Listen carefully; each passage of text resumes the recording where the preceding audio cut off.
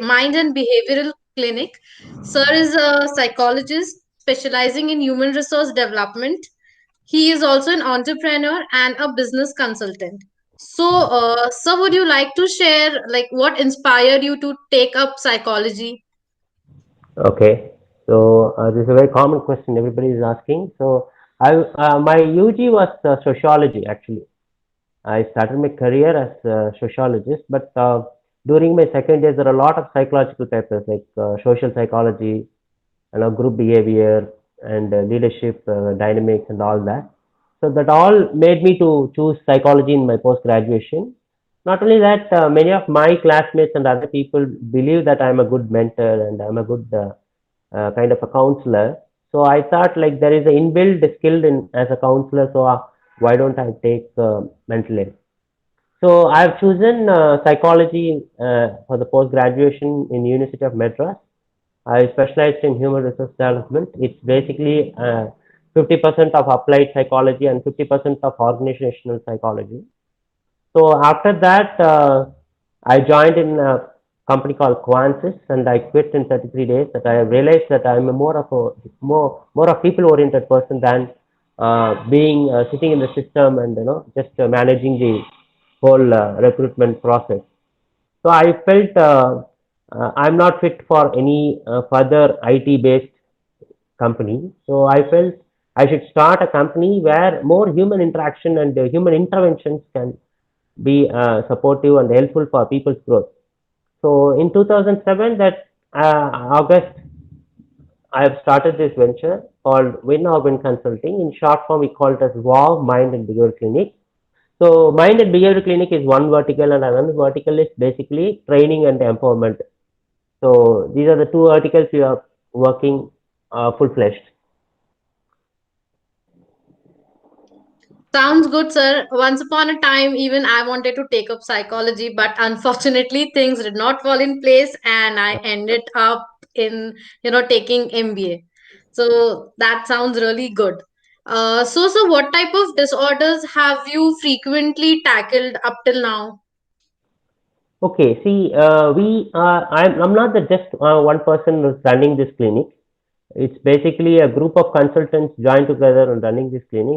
In the initial phase, you said like founder and CEO. Better, I can call myself as a CEO because there are a lot of founding members for this organization. Because in the initial days, I didn't realize that I'm going to take up this venture to this level. But there are a lot of people behind, like including Sumitra Prasadji and Dr. Anbu Durai, Dr. Jayakumar, Divya Karthik, and there are many people have actually given their hands and time and support in terms of in terms of their expertise as well as the time. So I believe I believe it's a group work, it's a team work. Then I have initiated and I have started this. But what happened is I am taking care of the overall management aspect. So as a CEO, like I have ensured that this venture has to be like a pure. People may say like corporate, or I am more of commercial person, but I am focusing on all these aspects to develop the industry and develop mental health into a even to the very common people, even to very normal who are in a rural or who are not even educated, they should know the importance of mental health and they should take care of their mental health. So that's how I believe in working on this. And so, sorry, I think I am going away from the question. So, what's your question? No problem, sir. Sir, I asked what are the most common disorders Ah, that you so, frequently deal yeah. with? Correct. So this is basically we are a group of consultants here. So we are not specific to work on one particular disorder. We are taking care of every other aspect. We have three psychiatrists in the panel. We have three clinical psychologists. We have psychologists, social workers, occupational therapists. So what happens is like we are taking care of each one's expertise, because if I do, I'm a business consultant, so I take care of people with a lot of business laws or economical laws, people with depression, youngsters with a lot of failures. So there are a lot of fears of life and fears of career. So I am taking care of all these areas. I do counseling and therapy. Other doctors do medications. Other psychotherapists do therapy part. So there is no specific area that we work core on depression or anxiety. So in a day, around 4 to 5 cases we are seeing. In that, like probably one chronic mental illness like schizophrenia, one may be a kind of an autistic child, or one may be a kind of a dyslexic student, one may be a person with anxiety or depression. So basically, we catering every aspect of mental health. It's not just we are working on the counseling part, or it's not just working on the therapy part. We are working 360 degree. Yes, so you have a multi-dimensional organization, and these days mental health is given a way too much importance than it was given before. So it's nice that you have a multi-dimensional organization. So which was the most challenging case for you in the past, and how did you come with a suitable solution for that? See, challenging cases are many. I would like to quote few of some schizophrenic patients. So it is very, what to say, like it's very sad to see the condition, because sometimes they believe in religion, they do take up their eyes, and they do take up their life, a lot of suicidal attempts. So all these are very challenging, and some personality oriented disorders is very challenging for any psychologist for that matter. It's not just me, because personality oriented cases are very difficult to deal. But there are ways to work with those clients, and they can also see some change in their life. But in respect to suicidal and schizophrenic, it's very sad, and it took long process to for the recovery and all that. But as you're saying, like it's more of integrated approach. So we all, as a group, we work, and we take up particular case, and we team of members will concentrate on each one's expertise and try to give solution to them. As well as we do home visits, we do other therapy aspects like animal assisted therapy, art therapy, or allied therapy part as well, because some people may interest in art, some people may interest in working with therapists along with the pets and all that. So in abroad it's all quite familiar, but in India it is now emerging about art therapy, animal assisted therapy and all that. Otherwise, our therapists are very well versed in CBT, psychodynamic, EMDR, so all these areas. Yeah. So what I have seen is like these days depression and suicide have become more common terms, because every second person is either in the depression or they are committing suicide. So it's good that you are working for their welfare. Thank you. So sir, can you share some of your strengths being a therapist? My strengths are more of achievement motivation, and my strengths are working with people with low moods and depression, and my strength working with clients like sports enthusiasts and having issues. So also, like I'm good at relationship counseling, I'm good at people phobia. I treat a lot of phobia cases. So these are all the areas I generally work, and basically depression and anxiety. So sir, basically you are an all-rounder. It's a privilege to talk to you. Thank you. Uh, so how would you describe, an ideal clinical psychologist? Describe, yeah. So in this domain, it's a very niche domain. Mental health is a very niche domain. It's not just one man army. There are, as you're saying, like it's integrated approach. Everyone's expert is very important.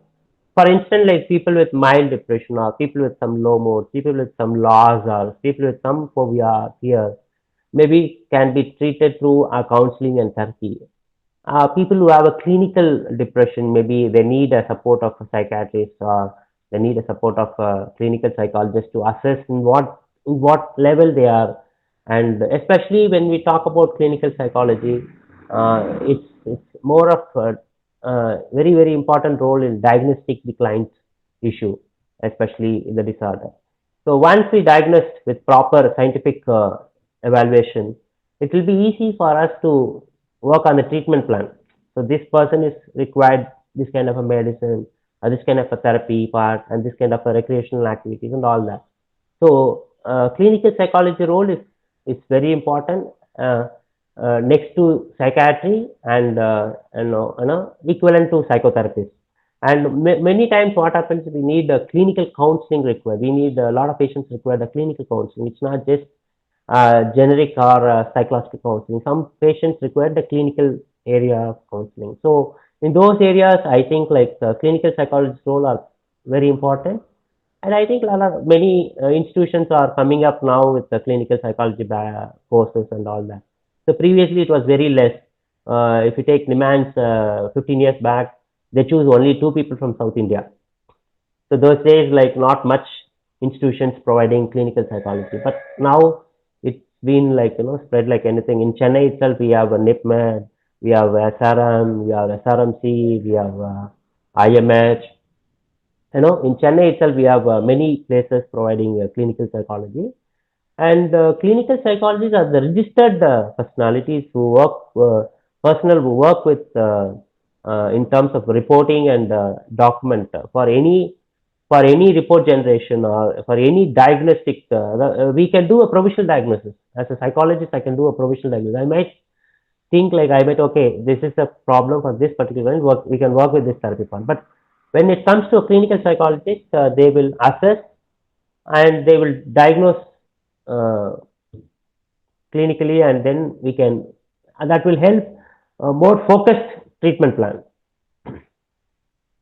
So I must say, you and your organization are providing a great contribution in the welfare of the society. Thank you. So, sir, this new year, what changes would you want to see in the society? This new year is more of I want every individual to take more flexible and adaptable to situation, because 2020 is completely taken up by COVID-19, and there are a lot of fears have generated among people, and a lot of people are under anxiety, depressed because of their economical issues, because some people are lost their job, and many people also lost their loved ones. So every one of us may come through some loss in this COVID-19 situation. So what I suggest people is like be more focused and consistent in your work. I'm sure this too will go away and we will come back soon. And now the COVID, vaccine also coming up. So I think like in next 3 4 months we'll back to farm and we'll all make things settle. So we don't have to really worry and get panic on this situation. And I think like there are a lot of support system also this COVID-19 has been generated in terms of lot of volunteer organizations have formed, a lot of volunteers and youth have come forward to support others. And this is a good lesson as well as a good chance that created for many people to work together. Especially as you're saying, like in this particular situation, even mental health also got some light, and mental health domain also now it's becoming popular because of the areas that many people are going through some sort of stress and emotional issues. Yeah. Hopefully, sir. Hopefully, very soon we would come out of this Yes. COVID-19. Yeah. Thank you so much, sir, for imparting such useful insights. We are really honored to have you here with us. Over to Saujanya ma'am. Thank you.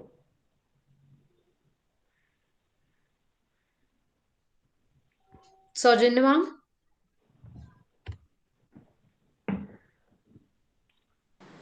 I am so sorry.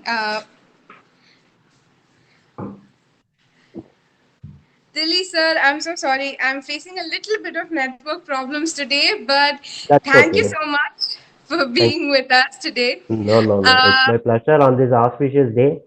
I'm part of Durai Foundation, so I'm also a well-wisher for every initiative of Durai Foundation. And Durai Foundation is WOW's biggest asset, in fact. So we worked together on many projects, and I'm glad today on a Pongal festival, many youngsters are working online and doing some work. From the morning, I've seen a lot of interviews are going on. Thank you. Yes, sir. Yes, sir. So actually, what we're trying to do is not just have an interview for these students, but we're trying to create a catalog with which we can spread awareness and sensitization. So we have different categories and people working in different categories who are giving us their stories, their inspiration, and telling us. The work that they've been doing and how it's creating a positive impact in the world. So, thank you so much for being a part of this initiative, sir. We're Thank you. very, very grateful and thankful. A small token of appreciation from our side. Thank you very much. My pleasure. So, Yeah, um, please call me Dilly or displaying, Didi. uh, we'll be displaying a certificate on your screen, sir. Can you see it? Yeah. Okay. Yes, sir. This is a small token of our appreciation, sir. That's nice. Thank you so much for being a part of the Foundation's catalog to create awareness, sensitization, and to make people understand that there's a lot more that they To need be to done. Yeah. contribute to society. Correct. Thank you, sir. Thank you for being a Thank you part of all. our Thank you initiative. all. Thank you all. Have a great day, sir, and happy Pongal.